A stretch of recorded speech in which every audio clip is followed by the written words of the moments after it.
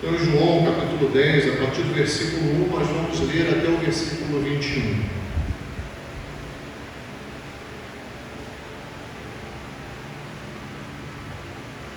Diz assim a palavra de Deus: na verdade vos digo que aquele que não entra pela porta do curral das ovelhas, mas sobe por outra parte, é ladrão e salteador. Aquele, porém, que entra pela porta é o pastor das ovelhas.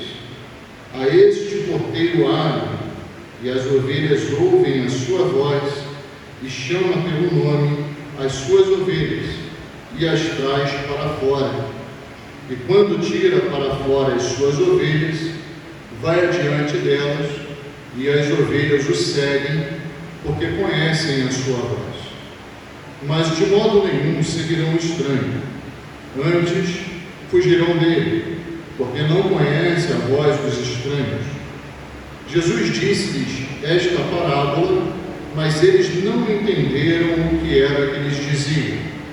Tomou, pois, Jesus a dizer-lhes: em verdade vos digo que eu sou a porta das ovelhas. Todos quantos vieram antes de mim são ladrões e salteadores, mas as ovelhas não as ouviram. Eu sou a porta. Se alguém entrar por mim, salvar-se-á, e entrará e sairá e achará pastagens. O ladrão não vem senão a roubar, a matar e a destruir. Eu vim para que tenham vida e a tenham com abundância. Eu sou o bom pastor. O bom pastor dá a sua vida pelas ovelhas.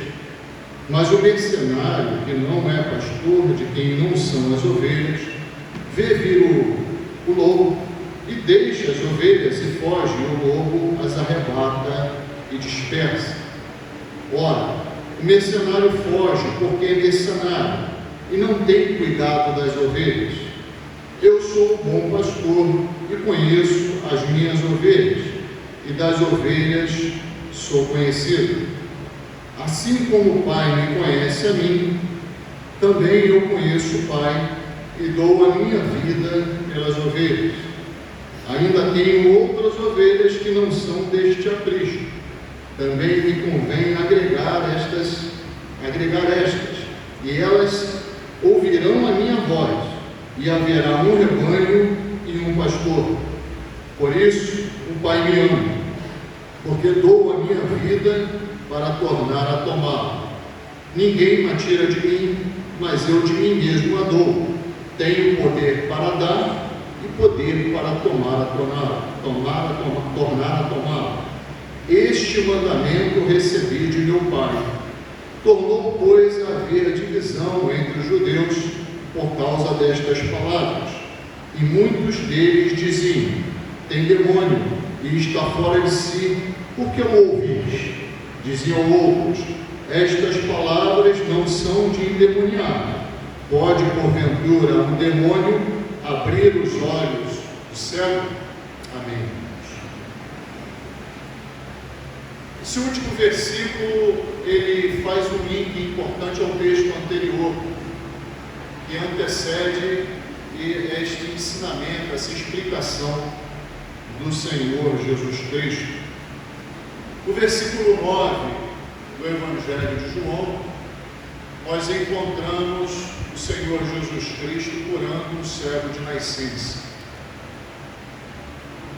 Um homem que nunca na sua vida havia visto a luz. É difícil até imaginar, nós que enxergamos, né? É difícil imaginar. Sofrimento grande seria nós perdermos a visão agora. Não é verdade? Com certeza. Mas nós guardaríamos na nossa memória o que nós já enxergamos durante toda a vida. Os meus 47 anos até aqui, eu guardaria minha memória, né? Teria uma memória visual do que eu já enxerguei, do que eu já vivi, do que eu já pude contemplar durante toda a minha vida. Mas nós encontramos pela primeira vez na Bíblia um homem cego de nascença sendo curado, ou seja, a vida dele desde o ventre da mãe para uma vida de completa trevas. Havia uma liderança religiosa em Israel, que ao saber que esse homem, conhecido do povo, foi curado, foi buscar esse homem e perguntar: quem te curou? Não é possível que alguém te curou. Como você passou a ver? Quem é esse homem que te curou? E o homem, entre muitas palavras, falava assim: bom, eu não conheço ele. É óbvio, ele era cego, né? O cego de nascença. Eu não conheço ele. Eu só sei que ele me curou. E pela insistência da liderança religiosa, Jesus chegou para aqueles homens, o homem ex-cego, ficou curado, chegou para aqueles homens e falou assim: eu sei de uma coisa, que eu era cego e agora eu vejo, que eu não tinha perspectiva nenhuma na minha vida e agora eu tenho, que eu andava em trevas e agora eu caminho na luz de Deus. E no final dessa conversa desse homem com a liderança religiosa, esse homem se retira e encontra Jesus mais à frente no templo. E no finalzinho aqui do capítulo 9, o Senhor Jesus, no versículo 35, diz assim: Jesus ouviu que tinha expulsado e, encontrando-o, disse: crês tu no Filho de Deus? E ele responde assim a Jesus: quem é ele, Senhor, para que nele creia? E Jesus lhe disse: tu já o tens visto e é aquele que fala contigo. E ele disse: creio, Senhor, e o adorou. E disse-lhe Jesus: eu vim a este mundo para juízo, a fim de que os que não veem vejam e os que veem sejam cegos. O que Jesus está falando aqui? Será que Jesus está se referindo de uma cegueira a uma cegueira física? Obviamente que não. O Senhor Jesus utiliza o que ele fez num homem de forma física, com o poder dele, ou seja, ele deu visão física para aquele homem. E se ele se utiliza o seguinte: tem muitas pessoas neste mundo que dizem que enxergam, mas na verdade são cegos. E quando essas pessoas se encontram como cegas espirituais e se voltam para o Senhor Jesus Cristo, ele traz verdadeiramente visão para essas pessoas. E parece que o que ele ensina depois é completamente desconexo a isso que ele acabou de evidenciar, né? Ele declarou para o homem: olha, eu sou o Cristo que você está procurando. Você crê em mim? E o homem creu. E ele diz que haveria juízo. Ele traz juízo. Juízo para quem? Para aqueles que se acham muito bem, enxergando tudo, entendendo tudo nesse mundo, e que na verdade não entendem nada. E é óbvio, Jesus fala assim: eu sou o bom pastor. Porque na verdade, todos aqueles que acham que enxergam muito, que entendem todas as coisas e direcionam as suas vidas aqui em conformidade com o que pensam, são seus próprios pastores. São aqueles que se autoalimentam, se autodirigem. E tem outros que buscam pastores errados. E por isso Jesus fala aqui, versículo 1 do capítulo 10: na verdade, vos digo que aquele que não entra pela porta do curral das ovelhas, mas sobe por outra parte, é ladrão e salteador. Mais à frente ele vai dar uma outra denominação, quando ele fala assim: aquele que vê vir o lobo e abandona as ovelhas é o quê? Mercenário. Mercenário. Então ele usa a expressão ladrão, salteador e mercenário para se referir a vários aqui que querem ser líderes, mas que na verdade, como ele mesmo disse, são cegos conduzindo cegos. E como é que se soluciona isso? Como é que essas pessoas deixam de ser cegos, conduzindo a sua vida de acordo com o que pensam, ou sendo conduzidos por pessoas que começam a ensinar ideologias, começam a ensinar preceitos, que são preceitos humanos, que começam aqui e terminam aqui, que talvez a um princípio possa até fazer sentido de alguma forma,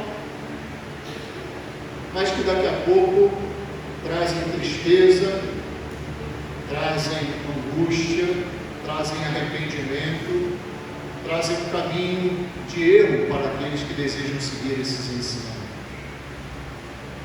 Ele aponta que todos aqueles que vieram antes dele são ladrões e salteadores. Por quê? Porque esses que vieram antes de Jesus não se utilizam daquele que é a porta das ovelhas. Jesus não é uma porta das ovelhas. Jesus é a porta das ovelhas. Ladrão e salteador não entra na nossa casa batendo na porta e pedindo licença. Não é verdade? Assim, todo aquele que quer dominar a sua vida também não entra na sua casa pedindo licença. Ele entra roubando a porta, quebrando a janela. Não é verdade? Fisicamente não é assim? O que Jesus está falando é o seguinte: espiritualmente é da mesma forma. Aqueles que querem manter a vossa cegueira, aqueles que querem conduzir vocês para a perdição eterna, também fazem da mesma forma. Enquanto o gentil bom pastor, como é que faz? Aqueles que ouvem a minha voz, aqueles que desejam me seguir como pastor, desses eu vou à frente, desses eu conduzo a vida, enquanto aqueles ladrões e salteadores tentam adentrar na sua vida quando você menos espera e roubam os seus sentimentos, sua vontade. O Senhor Jesus te trata como uma ovelha inteligente e diz assim: aqueles que querem ouvir a minha voz e me ter como seu pastor, esses me seguirão e eu irei à frente deles. Aqui obviamente traz o aspecto de Jesus como pastor, cuidando, protegendo e alimentando as suas ovelhas. Agora ele faz uma proposta, porque ele diz: os ladrões e salteadores entram em vossa vida e fazem uma arruaça na vossa vida. E está assim por aí, não é? O nosso mundo acho que nunca teve tão preenchido de ideologias humanas, cada um para um lado diferente, né?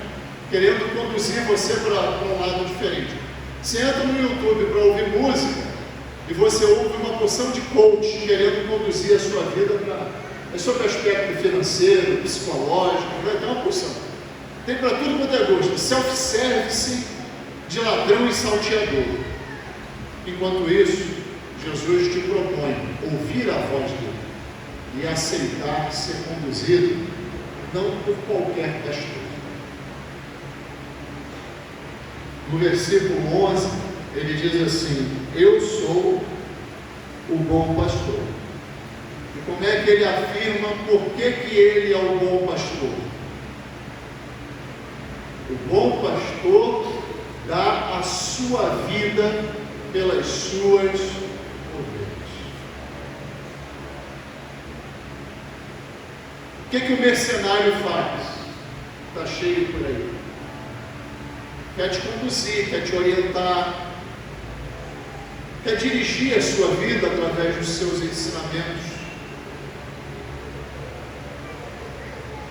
Mas quando a sua vida está revirando da cabeça para baixo, o que o mercenário faz? Embora. Não tenho nada a ver com isso. Fica você aí e se vira com seus problemas. Está cheio por aí. Está cheio. E o Senhor Jesus Cristo, o que faz? No pior momento da sua vida, o Senhor Jesus Cristo surge para você como o seu redentor, como o seu remidor, como aquele que te salva, que te resgata. Mas como diz lá em Apocalipse, eis que estou à porta e bato. Aquele que abrir, eu entrarei e ali cearei com ele, e ele comigo. O que eu vejo, irmãos e amigos, são muitas pessoas hoje abrindo seus corações para ladrões, para salteadores, para mercenários e rejeitando a graça de Cristo, rejeitando o pastoreio de Jesus Cristo sobre a sua vida. E olha, Jesus é aquele que vai à frente, e que muitas vezes, quando você não tem força para lutar a sua luta, é Ele que vai lutar. Ele diz: só descansa e depende de mim, que eu luto essa luta que você não vai conseguir lutar. Triste isso. Ver pessoas escolhendo cada vez mais tutores sobre si, mestres sobre si, que não têm poder para conduzir as suas vidas aqui, muito menos fazer o que Jesus fez. E sabe o que Jesus fez? Ele deu a vida por você antes de você se tornar ovelha dele. Jesus entregou a sua vida pelo mais vil pecador deste mundo.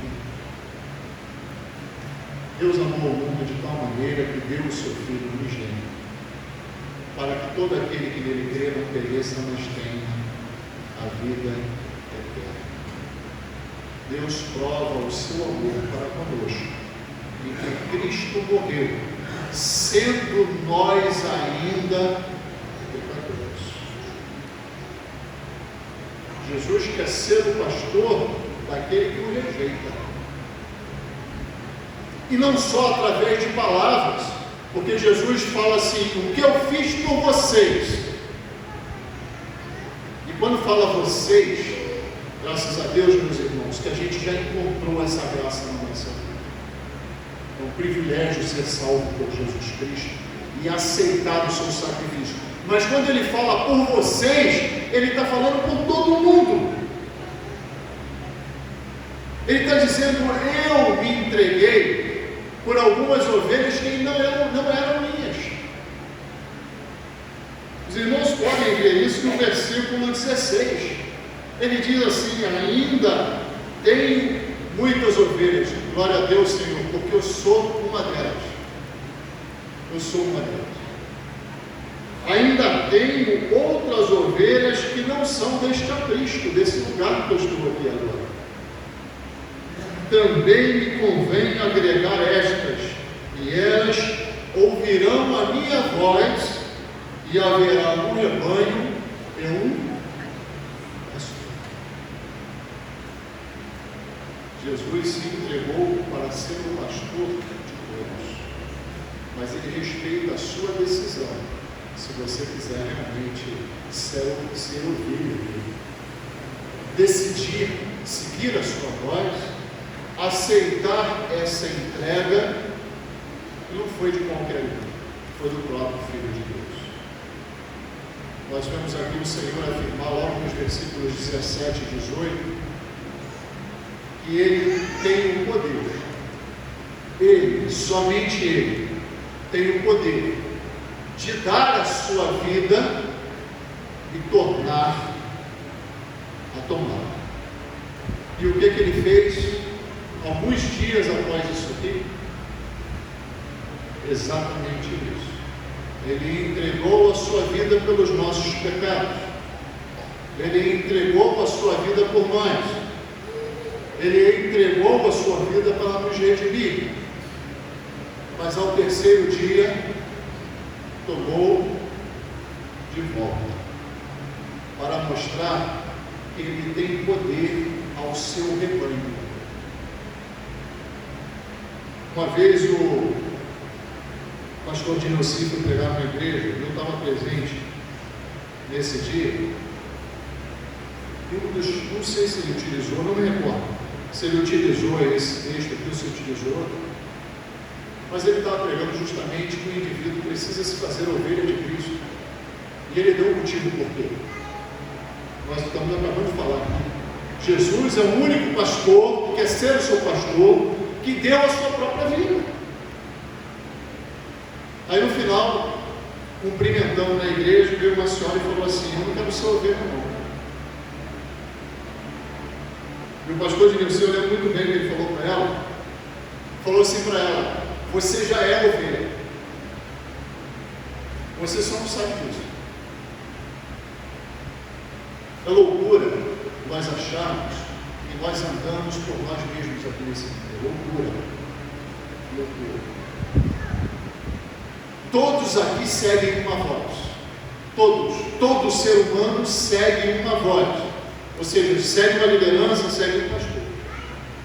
E se você não aceitar o pastoreio de Jesus sobre a sua vida, você está aceitando o pastoreio do inimigo das suas almas, que te conduz à perdição, que te conduz à tristeza, à angústia, te conduz às coisas mais vis e às decisões mais erradas deste mundo. Mas se você aceita Jesus como seu pastor, ouve a sua voz, você tem um verdadeiro pastor, que não é um mercenário, que nos piores momentos da sua vida, em vez de deixar você de frente, ele vai te botar de lado e vai assumir a dianteira, e vai lidar com os piores problemas da sua vida. Como é que ele prova isso? Ele prova isso porque ele já venceu a pior coisa que você podia passar na sua vida. A pior coisa da nossa vida aqui não é problema financeiro, não é desemprego, não são as enfermidades. Estava falando essa semana lá em casa que enfermidade não dá em pedra, né? Enfermidade dá em pessoas. Não é nada disso. Não é nada disso. O que Jesus venceu por você foi a morte. A pior coisa que pode acontecer nessa vida é você partir deste mundo sem crer naquele que Jesus colocou na cruz do Calvário, aquele que se ofereceu à cruz do Calvário por você, aquele que o Pai entregou na cruz do Calvário por você. É a pior coisa. Porque se você acha que as coisas deste mundo são muito opressoras, Jesus fala que a realidade, a eternidade, é uma realidade de morte contínua, de fogo eterno e de bicho que nunca morre. Então, em Marcos 9.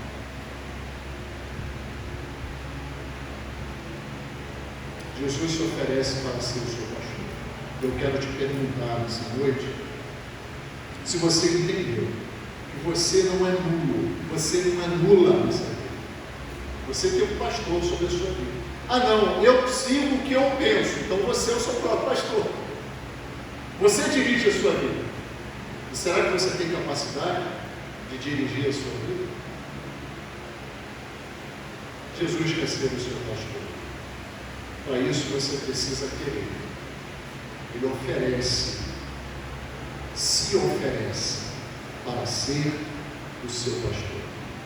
Estende a mão e quer que você pegue a mão dele e diga: Senhor, tu és o meu amado pastor, aquele único que se entregou por mim na cruz do Calvário. E a morte dele não foi em vão, porque ao terceiro dia, para mostrar que tem poder ao seu rebanho, ele tomou a vida de novo. E ele te mostra que ele venceu a morte, provando que ao terceiro dia ele ressuscitou, e no último dia irá também te ressuscitar. Eu te convido a tomar essa decisão hoje, se você entendeu que o seu caminho aqui não é nulo, que você tem uma liderança sobre a sua vida, seja sua própria ou de qualquer outra pessoa, ou de qualquer ideologia deste mundo. Você precisa entender isso. E se você entendeu, eu te convido para tomar a decisão para aceitar Jesus como seu pastor, aquele que não é um bom pastor, mas o bom pastor, que quer lutar as suas lutas e quer te dar a vitória sobre a pior coisa que pode nos acontecer nesta vida. Te convido a tomar essa decisão e levantar uma de suas mãos. Nós vamos orar por você. Se não, que Deus te dê uma outra oportunidade para tomar essa decisão. Eu tenho certeza que enquanto falamos, o Espírito Santo de Deus tocava no seu coração, confrontando a sua vida nesse momento. E para nós, irmãos, demos glórias ao Senhor, porque fazemos parte desse aprisco. Somos um rebanho com um só pastor. Vamos cantar o hino de número 474 do HCC. É isso? 474?